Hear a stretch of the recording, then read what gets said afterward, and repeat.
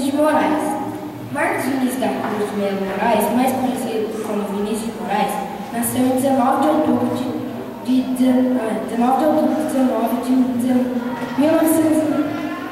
1913, Rio de Janeiro.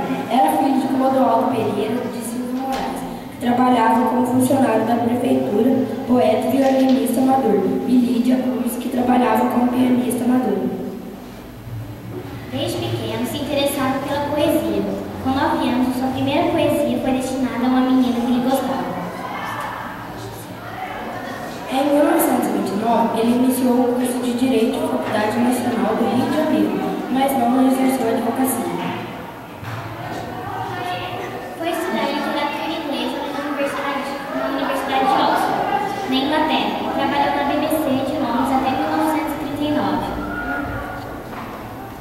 Vinícius de Moraes trabalhou como censor de cinematográfico, foi compositor, cronista, atuou no campo musical e foi consul em Los Angeles, Estados Unidos. A produção poética de Vinícius de Moraes passou por 2 fases. A primeira carregada de misticismo e profundamente cristã, com expresso em Um Caminho para a Distância e em forma de exegese. A segunda fase vai ao encontro do cotidiano, e nela se ressalta a figura feminina e o amor, como Mariana, a mulher.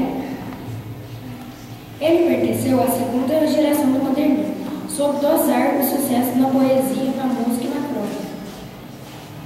Em 1980, Vinícius lançou o álbum voltado para o público infantil, chamado A Arca de Noé.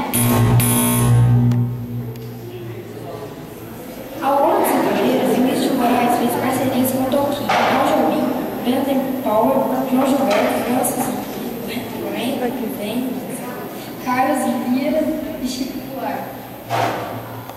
Vinícius de Moraes teve 2 irmãos e uma irmã.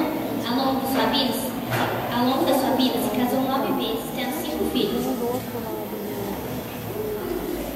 Vinícius morreu no Rio de Janeiro, no dia 9 de julho de 1980, devido a problemas decorrentes de isquemia cerebral.